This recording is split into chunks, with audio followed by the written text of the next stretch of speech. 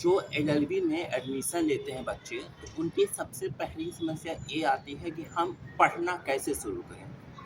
कोई भी आप बीए करके एलएलबी में आ सकते हैं, बीएससी करके आ सकते हैं या फिर बीकॉम करके आ सकते हैं, ठीक है। और 5 वर्षीय एलएलबी होता है जिसको BA LLB, BCom LLB, BSc LLB, BBA LLB बोलते हैं, ठीक है।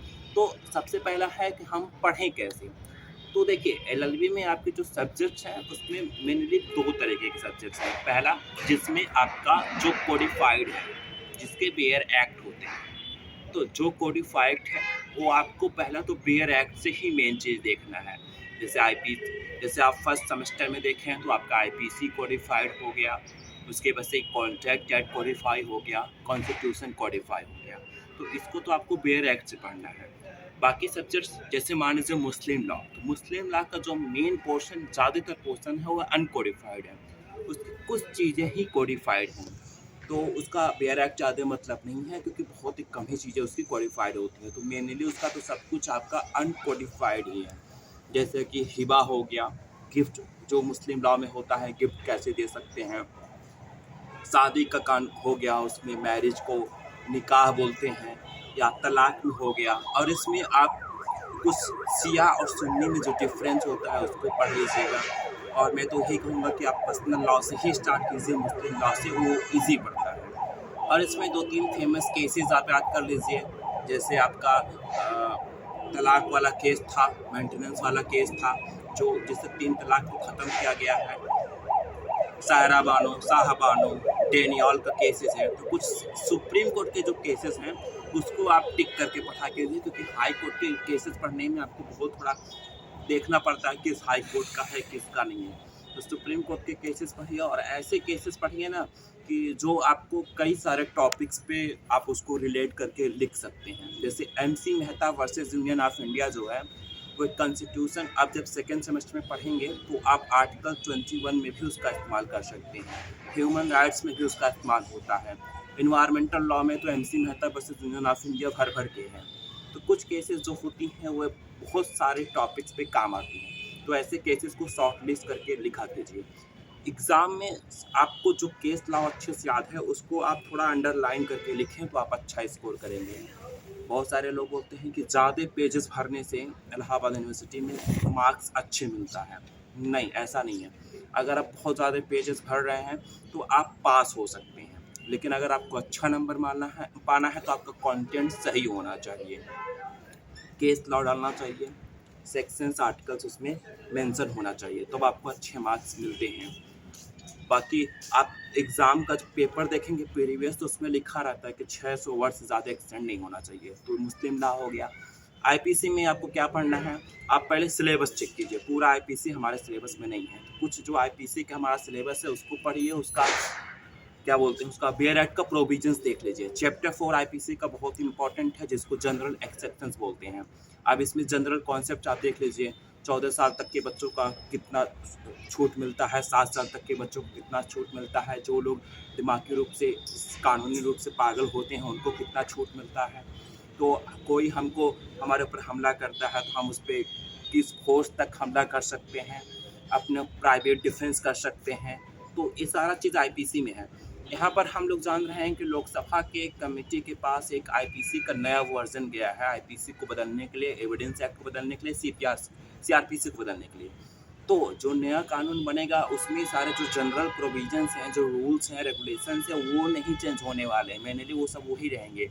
चेंज क्या होगा कि जैसे कि अभी जो है हत्या का धारा कुछ और है, होमोसाइड का धारा कुछ और है। तो जो नया वाला बेयर एक्ट आएगा उसमें धाराएं उसकी चेंज हो जाएंगी, सेक्शन चेंज हो जाएंगे। जो जनरल प्रिंसिपल्स हैं कि 7 साल तक के बच्चों को छूट है, 14 साल तक के बच्चों को छूट है, वो चेंज नहीं होने वाला है। मुस्लिम लॉ हो गया, आईपीसी होगा। कॉन्स्टिट्यूशन में आपको क्या पढ़ना है, कॉन्स्टिट्यूशन में आपको पार्ट 5 पढ़ना है जो कि यूनियन है, पार्ट 6 पढ़ना है जो कि स्टेट है, और उसके बाद से स्टेट और यूनियन का जो रिलेशन है वो पढ़ना है। तो इसको आप क्या कर सकते हैं, कंपैरिजन चार्ट आप बनाकर उसको पढ़िए। आप हमारे टेलीग्राम ग्रुप पर जाएंगे तो आपको चार्ट मिल जाएगा। अब देखिए, प्रेसिडेंट को एक तरफ से लिखिए और एक तरफ गवर्नर को लिखिए। सारे देखिए फंक्शन सेम होते हैं। वहाँ प्रेसिडेंट है, वहाँ गवर्नर है, वहाँ यूनियन एग्जीक्यूटिव है, यहाँ स्टेट एग्जीक्यूटिव है। वहाँ पर आपका गवर्नर है, वहाँ प्रेसिडेंट है, वहाँ पर सुप्रीम कोर्ट है, यहाँ हाई कोर्ट है। तो सारा चीज़ें फंक्शंस मेनली सब कुछ सही होता है। केवल प्रेसिडेंट के पास एक्स्ट्रा क्या है, इमरजेंसी लगाने वाला, और उसका जुरिडिक्शन थोड़ा ज़्यादा होता है। बाकी सारी चीज़ें यूनियन और पार्ट 5 पार्ट 6 में आप बस आपका आर्टिकल्स अलग पढ़ेंगे, बाकी सारे कार वगैरह सही है। तो आप प्रेसिडेंट पढ़ रहे हैं तो साथ में गवर्नर पढ़ लीजिए, यूनियन एग्जीक्यूटिव पढ़ रहे हैं तो स्टेट एग्जीक्यूटिव पढ़ लीजिए। तो आपको रिलेट करके आप पार्ट 5 पार्ट 6 आराम से तैयार कर सकते हैं। और उसके बाद से दोनों में लेजिस्लेटिव रिलेशन पढ़ना है और एग्जीक्यूटिव रिलेशन पढ़ना है। पार्ट 12 पार्ट 13 है, बाकी पार्ट 3 पार्ट 4 जो है आपको सेकेंड सेमेस्टर में पढ़ना है। इसके अलावा कॉन्ट्रैक्ट का सिंपल सा फंडा है, सेक्शन 1 से लेकर 75 तक आपको फर्स्ट सेमेस्टर में पढ़ना है, जिसमें आपको मोहरी बेबी का केस पढ़ लीजिएगा, माइनर वाला क्वेश्चन हमेशा आता रहता है। अब इसके अलावा आपका इन्वायरमेंटल लॉ हो गया, उसमें आप MC Mehta versus union of India से पूरा काम चला सकते हैं आराम से। ह्यूमन राइट्स पढ़ना है, उसमें देखिए पार्ट 3 पार्ट 4 कॉन्स्टिट्यूशन का आप जो है पढ़ेंगे सेकेंड सेमेस्टर में, लेकिन आपको यहाँ ह्यूमन राइट्स में उसको थोड़ा बहुत पढ़ना पड़ेगा। और इसमें इंटरनेशनल जो कन्वेंशंस हुए हैं उसको थोड़ा बहुत देख लीजिएगा, उसको सेक्शंस वगैरह उसके आर्टिकल ज़्यादा देखने की ज़रूरत नहीं है, केसेस देख के लिख करके आप अच्छा नंबर पा सकते हैं। तो ये पूरा आपका सिलेबस हो गया।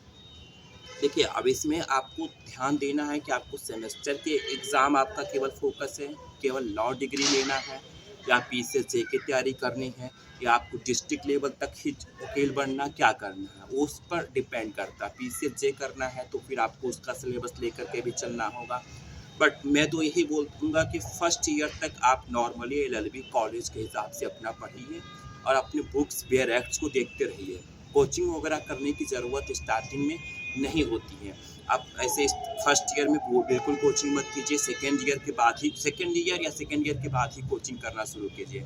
आप स्टार्टिंग में अपना बेयर एक्ट बुक्स वगैरह पढ़ना शुरू कीजिए। बेयर एक्ट आप PDF से डाउनलोड कर सकते हैं, या फिर आप मेरे टेलीग्राम ग्रुप से ले सकते हैं। और भी आपको कोई क्वेश्चन है तो आप मुझसे पूछ सकते हैं। ऐसा मत कीजिएगा कि आप बुक उठा करके एक लाइन से जैसे कहानी की तरह पढ़ते जा रहे हैं, नहीं, ऐसा नहीं पढ़ते हैं लॉ में। आपको देखिए अगर आप बेयर एक्ट का कोई भी प्रोविज़न पढ़ रहे हैं ना तो उसको रिलेट करके पढ़ना पड़ता है। जैसे आप प्रेसिडेंट को गवर्नर से रिलेट कर रहे हैं, आप प्राइम मिनिस्टर को चीफ मिनिस्टर से रिलेट कर रहे हैं, आप सुप्रीम कोर्ट को के प्रोविजंस को हाई कोर्ट के प्रोविजन से रिलेट कर रहे हैं, आप एडवोकेट जनरल को जो है वो सॉलिसिटर जनरल अटॉर्नी जनरल से रिलेट कर रहे हैं। तो ये रिलेट करके आप पढ़ सकते हैं कि किसका क्या रिलेशन, क्या किससे रिलेट करके पढ़ सकते हैं। तो इससे आसानी होती है। सिलेबस के हिसाब से जाइए, और ऐसे लाइन से आपको पढ़ने की ज़रूरत नहीं कि आप किसी का बुक उठा के आप लाइन से पढ़ते जा रहे हैं, ऐसा नहीं है। कुछ लोग ऐसा भी करते हैं कि एक बार पूरा पढ़ लेते हैं, उसके बाद से इम्पॉर्टेंट पढ़ना शुरू करते हैं। तो आपको हर टॉपिक की जानकारी होनी चाहिए। और देखिए अब ऐसे अल्टीमेट तरीका तो आपको नहीं बताया जा सकता कि आपको क्या कैसे पढ़ना है, लेकिन हाँ कुछ इंपॉर्टेंट चीज़ें हैं तो आप यूट्यूब वीडियोस का बहुत सारे चैनल्स हैं, आप उसको देख कर पढ़ सकते हैं, या आप अपने दोस्तों के साथ सीनियर्स के साथ 1 to 1 बैठ करके डिस्कशन कर सकते हैं। तो आई थिंक डिस्कशन वाला भी बहुत अच्छा होता है, सीनियर से आप पढ़ के साथ में डिस्कशन करने से कुछ आप पढ़ के गए, कुछ वो पढ़ के गया सामने वाला, तो हेल्दी डिस्कशन करके आप पढ़ सकते हैं। लेकिन डिस्कशन के समय में थोड़ा टाइम पास से बचना ज़रूरी होता है। आपको वीडियो कैसा लगा कमेंट बताना मत भूलिएगा, सब्सक्राइब करना मत भूलिएगा। Thank you so much.